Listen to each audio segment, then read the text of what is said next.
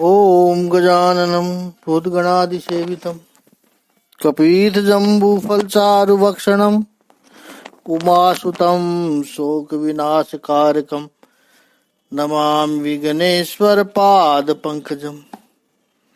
कृष्णाय वासुदेवाय हरिये परमात्मने प्रणतः क्लेशनाशाय गोविन्दाय नमो नमः।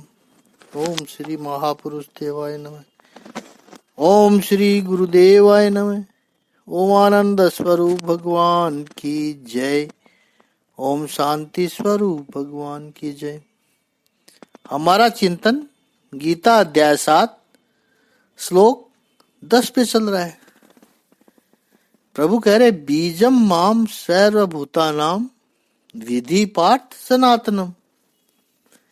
ये जान लो कि समस्त जीवों का आदि बीज मैं हूं। इस पर हमारा मैराथन चिंतन हुआ है। अब आगे प्रभु कहते हैं बुद्धिमतास्मि तेजस्वी नाम हम। बुद्धिमानों की बुद्धि तथा समस्त तेजस्वी पुरुषों का तेज वो मैं हूं। बुद्धिमतास्मि। भगवान कहते हैं बुद्धिमानों की बुद्धि मैं हूं। बुद्धि का अर्थ है विवेक शक्ति।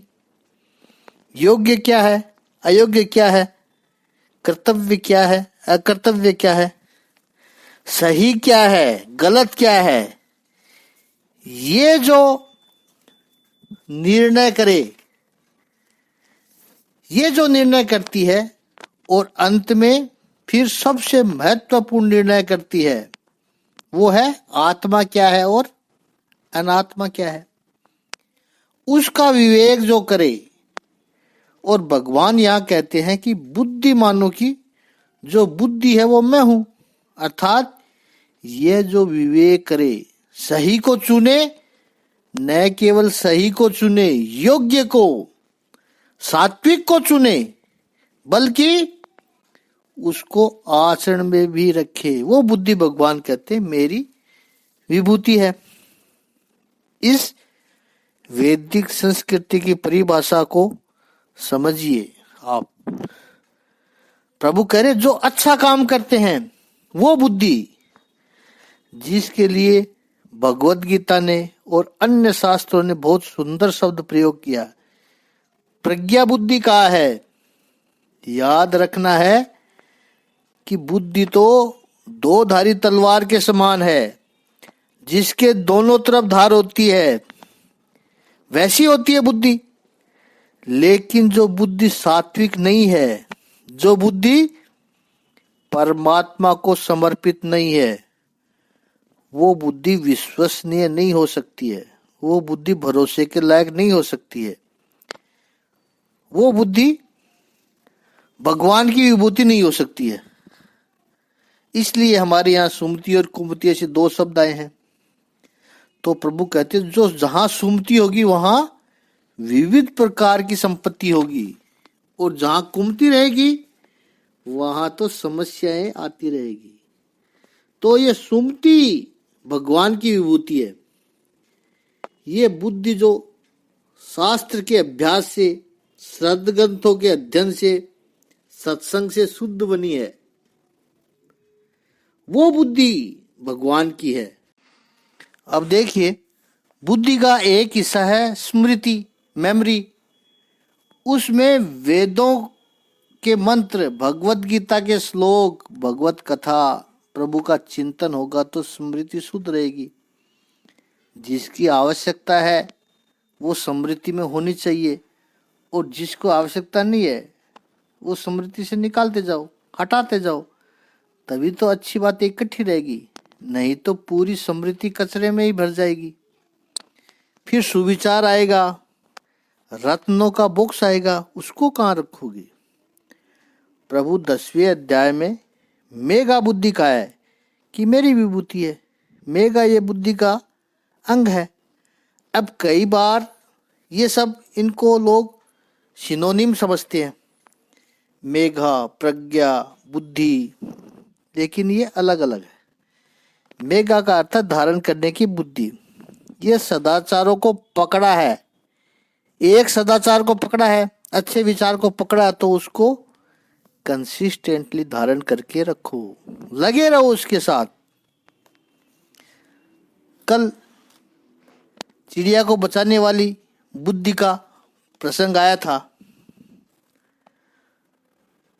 तो ऐसी मेरी बुद्धि हो, मेरी बुद्धि का प्रदर्शन करने के लिए चिड़िया मर जाए वो ठीक नहीं था, जैसे उन महापुरुषों ने किया। मैं भले ही गलत साबित हो गया, लेकिन चिड़िया तो बच गई। इसका नाम है वो बुद्धि जो भगवान श्री कृष्ण इस श्लोक में कहते हैं, वो बुद्धि मैं हूं। ऐसी बुद्धि कल्याणकारी बुद्धि होती है। अधिकतर बुद्धिमान लोग क्या करते हैं, मैं सही हूं, मैं सही हूं, अपनी बात को सच करने के लिए कितना मैनिपुलेशन, कितना कपट करते हैं। ऐसी बुद्धि भगवान की विभूति नहीं हो सकती है। चिड़िया को बचाए वो बुद्धि, जीवन का कल्याण करे वो बुद्धि, राष्ट्र का उत्थान करे वो बुद्धि भगवान श्री कृष्ण की विभूति है। आगे प्रभु कह रहे हैं, तेजस्वी नाम हम। तेजस्वियों का तेज वो मेरी विभूति है। तो तेज क्या है? व्यक्ति जब सात्विक जीवन जीता है, जिसके जीवन में इंटीग्रिटी होती है, और ये बहुत बड़ा प्रभावी शब्द है, बहुत महत्वपूर्ण शब्द है इंटीग्रिटी, यानी विचार, वाणी और वर्तन का समन्वय होता है उनके व्यवहार में। जो सोचते हैं वही बोलते हैं, जो बोलते हैं वही करते हैं। यूं तो ये बहुत सरल है, छोटे बालक में भी आपको यही दिखाई देगा। बालक जो सोचता है वही बोलता है, और जो बोलता है वही करता है। लेकिन जैसे जैसे व्यक्ति बड़ा होते जाता है, वैसे वैसे उसके विचार, वाणी और व्यवहार में अंतर आने लगता है। सोचता कुछ है, बोलता कुछ और है, और करता कुछ तीसरा ही है। और समाज के लोग उनको चालाक कहते हैं, बड़े चालाक है, बड़े चतुर है, पता ही नहीं चलेगा क्या करने वाले हैं। राजनीति में देखो आप, वो क्या कहता है, क्या करेगा, टोटल अनप्रेडिक्टेबल। और उसमें भी जो सीजन्ड पॉलिटिशियन होते हैं, यहाँ हम किसी का नाम नहीं लेना चाहते, भारत में तो बहुत है ऐसे, सुबह कुछ बोलेंगे, दोपहर को कुछ कहेंगे, रात को कुछ और पलटी मार देंगे, और कहते हैं राजनीति में तो ये सब चलता है। कैसे चलेगा? अब तो लोगों ने भी स्वीकार कर लिया है कि राजनीति में सब चलता है। विचार, वाणी, व्यवहार, वर्तन का एक रूपता वो जहां पर आएगी, उस व्यक्ति के ही जीवन में तेज प्रकट होता है, उसके विचारों में तेज प्रकट होता है, उसकी वाणी में तेज प्रकट होता है, उसके व्यवहार में तेज प्रकट होता है। वह तेज उसके अस्तित्व में, उसकी उपस्थिति में दिखाई पड़ता है। उसके चेहरे पर, उसकी आंखों में वो तेज दिखाई पड़ता है। और वो जो तेज होता है, क्रीम पाउडर घिस घिस के नहीं आता है, वो वर्षों की तपस्या और इंटीग्रिटी का परिणाम होता है। अलग अलग महापुरुषों ने इस तेज को अलग अलग तरीके से समझाया है। वो तेज क्या है तेजस्वियों का? उस व्यक्ति की एक कंसिस्टेंसी, उसका सातत्य होता है। उस सातत्य के आधार पर कोई दूसरा व्यक्ति उसको, उस सातत्य पर विश्वास रखने की इच्छा हो जाए किसी दूसरे व्यक्ति की, वो उस व्यक्ति का तेज है। ट्रस्ट हो जाए कि ये व्यक्ति गलत नहीं कर सकता है, ये व्यक्ति किसी का बुरा कर ही नहीं सकता है। सामने वाले व्यक्ति का ऐसा विश्वास अर्जन करना बहुत मुश्किल काम है। आजकल तो कोई किसी पर भरोसा ही नहीं करता है, जबकि कुछ समाज में लोग ऐसे होते हैं कि आपने अपने अंतःकरण की बात उनके सामने रखी, आपने अपनी समस्या उनके सामने रखी, उनमें मार्गदर्शन तो मिलेगा अवश्य, लेकिन आपको ये पक्का भरोसा है कि हमारी जो मुसीबत है उसमें वो अपना स्वार्थ नहीं देखेगा, न वो किसी दूसरे को कहेगा इनके साथ ऐसा हो रहा है, पार्टी फेल हो गई है, जरा ध्यान से रखना, ऐसा नहीं कहेगा वो कभी नहीं कहेगा। बहुत बड़ी बात है ट्रस्ट पाना।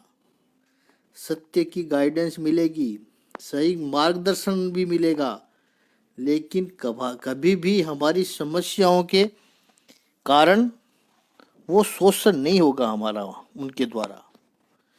यही महापुरुषों का तेज है, तपस्वियों का तेज है। श्रीमद् आदि शंकराचार्य जी ने बहुत सुंदर व्याख्या की है कि तपस्वियों के तेज की।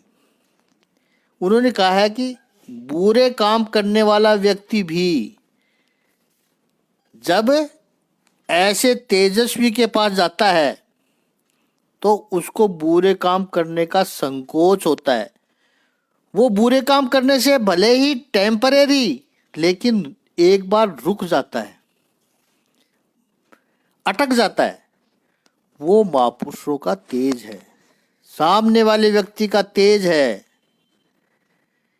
मान लो किसी को तंबाकू चबाने की आदत है, या किसी को स्मोकिंग की आदत है, चेन स्मोकिंग की आदत है, और वो किसी महापुरुष से मिलने के लिए जाए। उनकी वाणी उसने पहले कभी सुनी होगी, या कभी पहले उसने दर्शन भी किए होंगे, उनको अच्छे लगते हैं वो महापुरुष। इसको इतना पता चलता है कि वो आए हुए हैं तो उनसे मिलने जाता है, तो वो मुंह धोकर जाएगा, सिगरेट तंबाकू को छोड़ करके, बांस ना आए इसलिए मुख में कोई खुशबूदार पदार्थ रख करके जाएगा वो महापुरुषों के पास। अब देखो, उस महापुरुषों ने कोई बोर्ड तो लगा नहीं रखा है कि यहाँ तंबाकू न खाएं, सिगरेट न पिएं, ऐसा नहीं है। ऐसे लोगों का प्रवेश वर्जित है, ऐसा कोई बोर्ड नहीं लगा रखा है उन्होंने। लेकिन उस व्यक्ति को ही इनके पास आने में संकोच होता है कि इस महापुरुषों के पास अगर मुझे जाना है तो ये बुराइयों को मैं छोड़कर जाऊं। ये उस महापुरुष का तेज है, प्रभाव है उसका, कि उसकी उपस्थिति में व्यक्ति अयोग्य वर्तन कर ही नहीं सकता है। भगवान कहते हैं ऐसा तेज, ये मेरी विभूति है। एक और महापुरुषों के विचार से हम इसका चिंतन करें, आपको अवगत कराएं कि जीवन में समस्या तो आती ही है। ऐसी समस्या के समय एक श्रद्धा हमारे मन में होती है कि एक महापुरुष के पास जाकर के अपना मार्गदर्शन करें। क्यों? क्योंकि उन महापुरुषों में अपने शास्त्रों के अध्ययन के कारण, चिंतन मनन के कारण, निर्विधासन के कारण, जीवन का जो अनुभव उन्होंने पाया है उसके कारण, और सबसे महत्वपूर्ण तो प्रभु की कृपा की वजह से उनके भीतर एक इन्फिनिटी पावर, इनक्विटी पावर है। इनर वॉइस जो होता है, अंतः आत्मा की आवाज कितना पावरफुल होती है। तभी कामना वाले व्यक्ति को लगता है कि मुझे सही मार्गदर्शन उनके पास से ही मिलेगा। इसलिए वो महापुरुषों के पास समस्या लेकर जाते हैं। तो वो महापुरुष तो कभी ऐसी समस्या में आया नहीं पहले कभी। जैसे बिजनेस की कोई बड़ी बात हो तो उन महापुरुषों ने कब बिजनेस किया? फिर भी जब वो मार्गदर्शन करेंगे, कोई राजनीतिक समस्या हो, अब महापुरुषों ने कब राजनीति की है? उन्होंने कोई राजनीति की ही नहीं। तो यदि कोई प्रश्न पूछने आता है तो चाहे वो सामने वाला इंडस्ट्रियलिस्ट हो, पॉलिटिशियन हो, कोई सामाजिक समस्या लेकर आए हो, कोई मानसिक समस्या लेकर आया हो, और वो आध्यात्म की बात, उसमें तो उनकी अनुभव भी बहुत होता है, तो वो तो अवश्य ही वो सोल्व कर देते हैं, तुरंत सोल्व कर देते हैं, अवश्य ही वो सब बातों को सोल्व कर देगा। तो समस्या सोल्व करके तुरंत उसका उत्तर देते हैं। ये जो स्पॉन्टिनिटी है, स्फूर्तता है उनके विचारों की, उनकी बुद्धि की, ज्ञान की, उसको तेज कहा जाता है। योग्य समय पर योग्य व्यक्ति को योग्य सलाह देना, यह तेज है। सामान्य लोगों का यह अनुभव होता है कि किसी जगह पर कोई बात हो रही हो और उत्तर देते हैं, जैसे मान लो कई बार लोग वीज़ा ऑफिस में ऐसा उत्तर देकर आ जाते हैं कि उनका वीज़ा ही रिजेक्ट हो जाता है। 3-4 दिन के बाद किसी एजेंट से या अन्य किसी अनुभवी व्यक्ति से चर्चा करेंगे तो वो कहेगा कि आपको ऐसा उत्तर देना नहीं चाहिए था। फिर सोचते हैं, हाँ ऐसा उत्तर, इसकी जगह ये उत्तर देते तो अच्छा होता। या नौकरी के लिए कहीं इंटरव्यू देने गए, अरे आजकल के ज़माने में तो युवती को पसंद करने जाएं या वो युवती युवक को पसंद करने जाए तो एक दूसरे से प्रश्न उत्तर करते हैं, तो कई बार गलत उत्तर दे देते हैं, तो रिजेक्ट हो जाता है रिश्ता।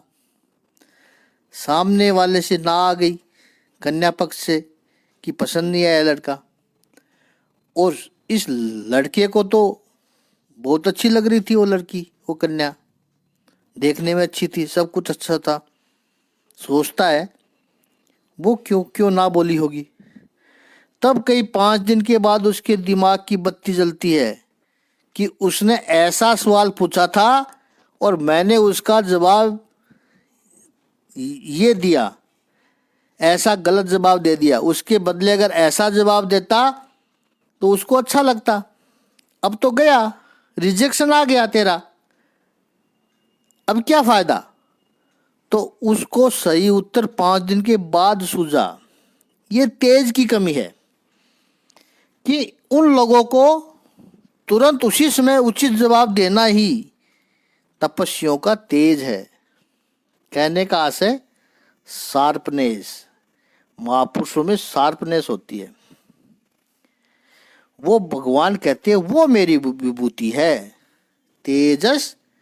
तेजस्वी नाम महम। उनका जो प्रभाव है, इस तेज के ऊपर जो श्रद्धा होती है, उसी से लोगों के काम हो जाते हैं। और जब वो तेज की अनुपस्थिति हो तब वो काम रुक जाते हैं। श्रीमद् भागवत में बड़ा सुंदर दृष्टांत महापुरुष देते हैं। प्रसंग तो प्रचलित है। यादवास्थली जब हुई उसके बाद भगवान श्री कृष्ण अपने धाम गमन कर गए, लीला संवर्ण कर चले गए। प्रभु ने देह त्याग किया, देहोत्सर्ग किया। उसके बाद अर्जुन द्वारिका से हस्तिनापुर लौट रहा है। यादव स्त्रियां थी उनके साथ, अर्जुन के साथ। अर्जुन को उनकी रक्षा करने का जिम्मा प्रभु ने सौंपा था। अब स्वाभाविक है कि यादव स्त्रियां थी, उनके पास गहने थे, कुछ संपत्ति थी। 7वें दिन जो द्वारिका नगरी थी वो समुद्र में समा गई। उसके पहले जो कुछ बचा खुचा था, जिनको जो मिला वो सब लेकर निकले थे। द्वारिका से हस्तिनापुर आ रहा है अर्जुन। मार्ग में कुछ भील लोग, गवाल लोग मिल गए, वन में रहने वाले, और उन लोगों ने अर्जुन के साथ युद्ध किया, लूट लिया अर्जुन को। हस्तिनापुर में जब प्रवेश उसने किया तब युधिष्ठिर ने दूर से देखा कि अर्जुन आ रहा है। उससे पहले तो उसको चिंता हुई कि अर्जुन अभी तक क्यों नहीं आया, कहाँ फंस गया, क्योंकि इतना बड़ा दायित्व है उसके पास।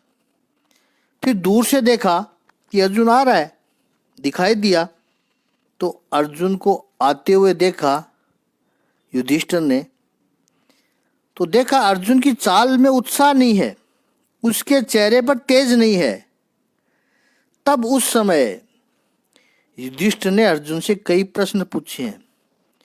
वो सब श्रीमद् भागवत के प्रथम स्कंद में पढ़ सकते हैं, प्रथम स्कंद का 15वां अध्याय।